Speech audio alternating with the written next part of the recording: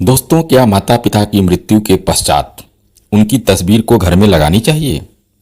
क्या इसका कोई आध्यात्मिक प्रभाव होता है? तो भगवान राम इस विषय में क्या बताते हैं?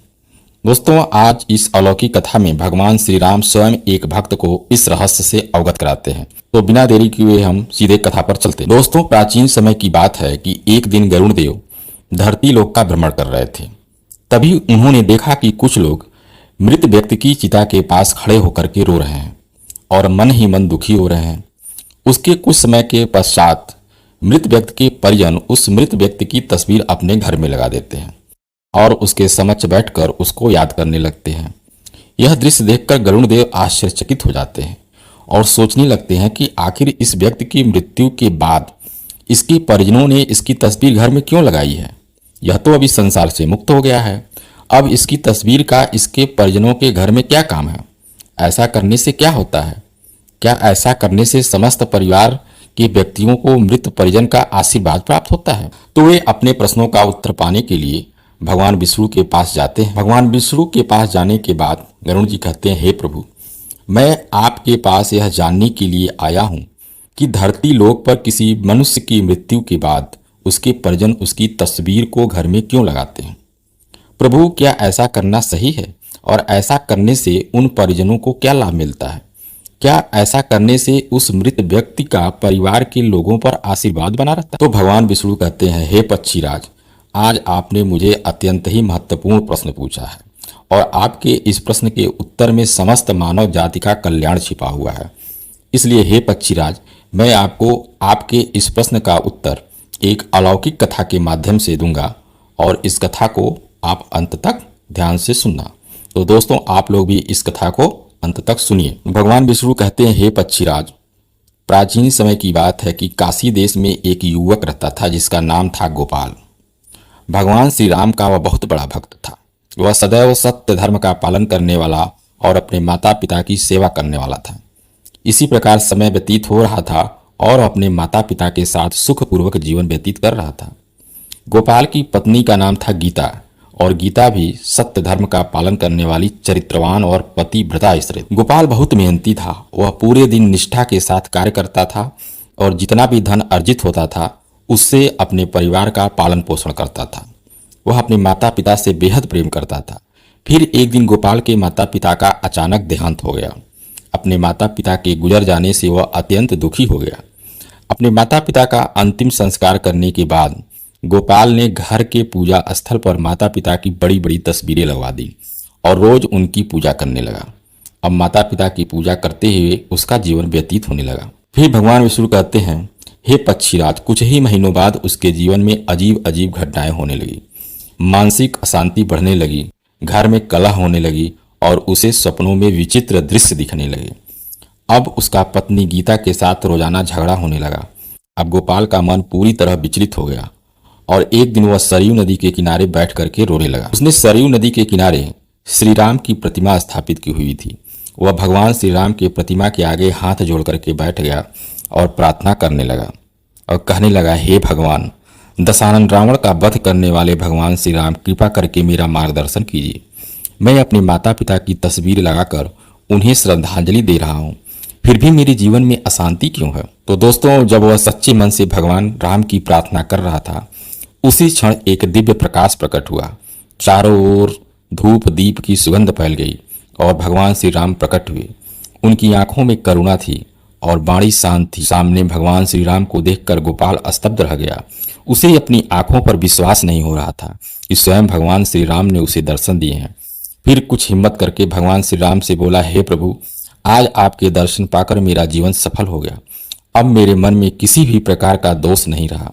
परंतु हे प्रभु, मैं जानना चाहता हूं कि मेरे जीवन में आ रहे कष्टों का क्या कारण है, जबकि मैं तो रोजाना अपने माता पिता की तस्वीर के सामने बैठकर उनकी पूजा करता हूं। फिर भी मेरे जीवन में इतने दुख क्यों आ रहे हैं? गोपाल की बात सुनकर भगवान श्री राम बोले, हे वत्स, तुम्हारा प्रेम और श्रद्धा निसंदेह महान है। तुम्हारे हृदय में अपने माता पिता के लिए जो भावना है वह पूजनीय है, परंतु अनजाने में तुमने जो किया है वह न केवल आत्माओं को बांधता है बल्कि तुम्हारे जीवन में भी क्लेश का कारण बन सकता है। जब कोई अपने प्रियजनों को खो देता है, विशेषकर माता पिता को, तब उनका स्मरण और सम्मान अवश्य करना चाहिए। लेकिन कुछ नियम और मर्यादाएं भी होती हैं जिन्हें जानना हर मानव के लिए आवश्यक है। तो हे वत्स सुनो, मैं तुम्हें 5 दिव्य बातें बताता हूँ जिन्हें हर मनुष्य को जानना चाहिए। जब माता पिता इस संसार से विदा हो जाएं, तो यह बातें जीवन को दिशा देती हैं और आत्माओं को शांति प्रदान करती हैं। इसलिए इसे ध्यान से सुनो। जब कोई आत्मा इस शरीर को छोड़ देती है तो उसका उद्देश्य होता है अगले जन्म की ओर बढ़ना और उस यात्रा को पूर्ण करना जो ब्रह्मांड ने उनके लिए तय किया है। लेकिन जब हम उस आत्मा की तस्वीरों को अपने पूजा स्थान में रखकर प्रतिदिन उन्हें स्मरण करते हैं, दीप जलाते हैं, फूल चढ़ाते हैं, तो यह प्रेम पूर्ण श्रद्धा कभी कभी एक बंधन बन जाता है। आत्मा जो आगे बढ़ना चाहती है वह हमारे प्रेम के कारण उसी भाव में रुक जाती है।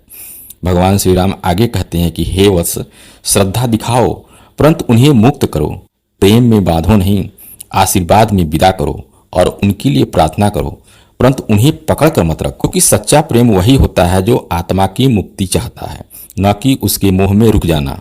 भगवान श्री राम ने शांत स्वर में कहा कि यह बात हर एक गृहस्थ को समझनी चाहिए कि जो स्थान ईश्वर की ऊर्जा से भरपूर होता है, जहां मंत्रों की ध्वनि गूंजती है और जहां दीपक की लौ आत्मा को परमात्मा से जोड़ती है, वहां मृत व्यक्तियों की तस्वीरें नहीं लगाई जाती, क्योंकि वह स्थान आत्मा की मुक्ति का केंद्र है, बंधन का नहीं।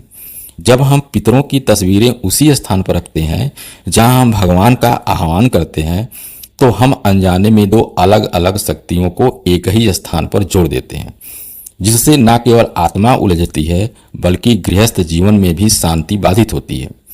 ईश्वर का स्थान आत्मा की मुक्ति का केंद्र होता है और पितरों का स्थान स्मरण और श्रद्धा का स्थान होता है। इसलिए ईश्वर और पितरों के स्थान को अलग रखो, श्रद्धा को नियम के साथ निभाओ ताकि प्रेम भी बना रहे और आत्मा को मुक्ति भी मिल सके। भगवान श्री राम आगे कहते हैं कि हे वत्स, यदि तुमने अपने माता पिता की तस्वीर घर में लगानी ही हो तो ध्यान रखना वह स्थान पूजा स्थल न हो जहाँ भगवान का निवास हो। वहाँ केवल उस शक्ति की उपस्थिति होनी चाहिए जो मोक्ष का मार्ग दिखाती है। माता पिता की तस्वीर को किसी शांत स्थान पर श्रद्धा और स्मृति के रूप में रखो, लेकिन उस स्थान पर दीपक या अगरबत्ती न जलाओ। वह एक श्रद्धांजलि है, आराधना नहीं, क्योंकि पूजा वहाँ होती है जहाँ हम ईश्वर का आह्वान करते हैं और स्मृति वहाँ होती है जहाँ हम प्रेम पूर्वक किसी को याद करते हैं। भगवान श्री राम आगे कहते हैं कि प्रेम और पूजा में अंतर समझो। जो आत्मा जा चुकी है उसे सम्मान दो, लेकिन ईश्वर की उपासना और आत्मा की स्मृति के मार्ग को एक ना करो। यही सच्चा धर्म है। राम ने कहा, वत्स, तुम्हारे मन में जो व्याकुलता है वह स्वाभाविक है। माता पिता के जाने के बाद हर संतान यही चाहती है कि वह उनके लिए कुछ कर सके। पितरों की शांति के लिए श्रद्धा और तर्पण ही सर्वोत्तम माध्यम है। इन वैदिक कर्मों के द्वारा तुम न केवल उन्हें श्रद्धा अर्पित करते हो बल्कि उन्हें अगली यात्रा के लिए आत्मिक बल भी प्रदान करते हो। यही वह मार्ग है जिससे तुम उनका आशीर्वाद पा सकते हो और उन्हें शांति पूर्वक विदा कर सकते हो। उन्हें आगे बढ़ने दो, मोह में मत बांधो, प्रेम से मुक्त करो। यही पुत्र धर्म है, यही पवित्रता है। भगवान श्री राम ने गहरी दृष्टि से गोपाल की ओर देखा और कहा, बस ये संसार एक यात्रा है। आत्मा आती है, अनुभव लेती है और फिर आगे बढ़ जाती है, परंतु जब तुम मोह में डूब जाते हो तो तुम न केवल अपने हृदय को बांधते हो बल्कि उस आत्मा की गति को भी रोक देते हो जो मोह आत्मा को रोकता है, जबकि प्रेम उसे मुक्त करता है। जो गया है उसके नाम पर अच्छे कर्म करो, गरीबों की सेवा करो, भूखों को दान दो, वृक्षारोपण करो। यही कर्म है जो तुम्हारे माता पिता के आशीर्वाद बनकर तुम्हारे जीवन में लौटेंगे। यदि तुम अपने घर में सुख और शांति चाहते हो तो पहले उन आत्माओं को शांति दो जो अब इस लोक में नहीं रहीं। श्रद्धा रखना आवश्यक है, पर उसे संयम से जोड़ो। अपने जीवन को ज्ञान से सजग बनाओ, तभी तुम्हारा प्रेम सच्चा कहलाएगा। हिंदू धर्म में घर में मृत परिजन की तस्वीर लगाने की परंपरा एक गहरी आध्यात्मिक भावना और संस्कृति से जुड़ी हुई है और इसके पीछे कई धार्मिक, भावनात्मक और सामाजिक कारण। मृत परिजन की तस्वीर लगाने का मुख्य उद्देश्य उन्हें श्रद्धांजलि देना और उनके प्रति आदर प्रकट करना होता है। इससे परिवार के लोग उन्हें हमेशा याद रखते हैं और उनकी शिक्षाओं व मूल्यों को जीवन में उतारते हैं। दोस्तों, ये वीडियो आपको कैसी लगी कमेंट में अवश्य बताइएगा और ऐसे ही वीडियो पाने के लिए हमारे चैनल को अवश्य सब्सक्राइब कीजिएगा। धन्यवाद।